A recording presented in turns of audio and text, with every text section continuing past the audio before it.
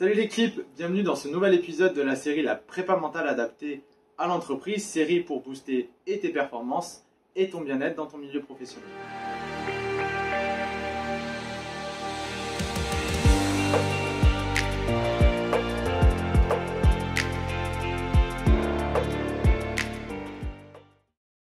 Dans cet épisode, j'avais envie d'aborder un thème, celui de la vision, c'est-à-dire comment se créer une vision inspirante et motivante de son quotidien. Pourquoi se créer une vision est important? Tout simplement parce que c'est ce qui va vous donner l'inspiration et la motivation au quotidien. Alors comment on va s'y prendre pour faire ça? La première chose à faire et la première question à se poser, c'est quelles sont les valeurs qui sont importantes pour moi.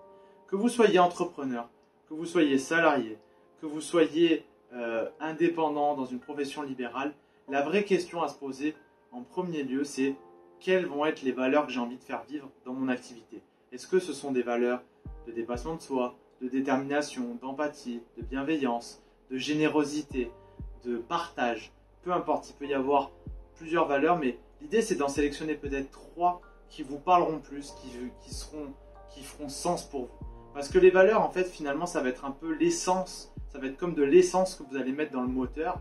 Et le moteur, c'est ce qui va vous donner l'énergie au quotidien, c'est ce qui va vous donner la motivation, c'est ce qui va vous donner l'inspiration pour avancer, pour résoudre les problématiques auxquelles vous serez confrontés et pour faire avancer en fait votre quotidien. Donc la première idée, c'est vraiment de trouver des valeurs phares et de pouvoir en faire une vision claire de ce que vous voulez. Et la deuxième chose derrière à faire, c'est de placer de l'action. Parce que finalement, sans action, ça ne restera que des pensées, des valeurs, et du coup, ça ne sera pas matérialisé par des choses beaucoup plus réelles.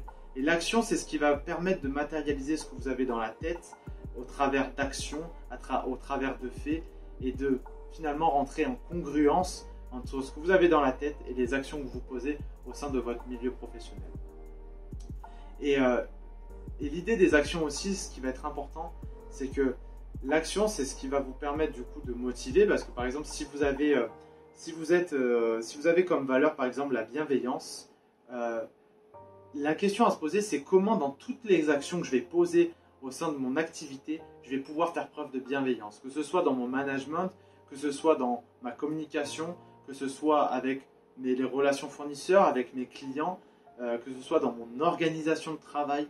Donc voilà, c'est vraiment de faire en sorte que ma valeur, elle vive dans chacune de mes actions. Et par contre, ce qui est important de dire, c'est que l'action n'est pas forcément que la découlante en fait de la vision, parce que ça va travailler comme un vase communicant. J'aime beaucoup ce que disait Anthony Bourbon, qui est le patron de Feed, qui est un top entrepreneur. Il expliquait que l'action amenait à la stratégie et pas forcément l'inverse. Et c'est assez confrontant parce qu'on apprend beaucoup que la stratégie emmène l'action.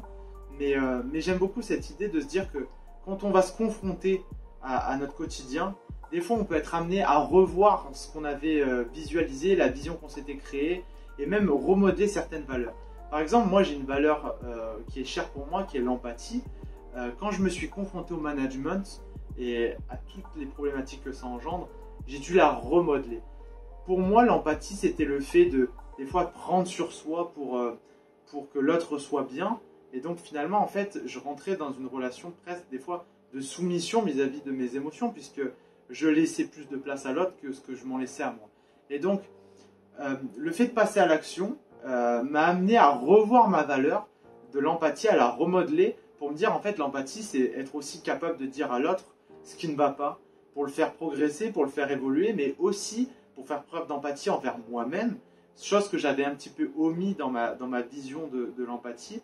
Mais faire preuve d'empathie envers moi, c'est aussi faire preuve de bienveillance pour pouvoir avoir une meilleure hygiène mentale, pour ne pas garder en moi les choses qui me contrarient en fait. Donc voilà, me faire du bien à moi-même. Et voilà, c'est intéressant de se dire que la vision amène à l'action, mais l'action amène à remodeler aussi derrière sa vision. Et donc du coup, voilà, hyper important dans votre quotidien de vous créer une vision qui soit stimulante, inspirant dans un premier temps, et de poser des actions qui soient en lien derrière avec cette vision pour que votre motivation vous la gardiez sur le long terme, que votre inspiration vous la gardiez sur le long terme, et que quand les difficultés surviennent, vous soyez capable de les résoudre ces difficultés finalement, vous serez en capacité de les résoudre avec vos valeurs, avec votre vision des choses. Voilà, j'espère que ça vous parlera. N'hésitez pas à me dire en commentaire ce que vous avez pensé de ça et comment vous, dans votre quotidien, quelles sont vos valeurs et comment vous les faites vivre dans votre quotidien. Je vous retrouve très vite dans un nouvel épisode et puis je vous dis à bientôt l'équipe. Salut!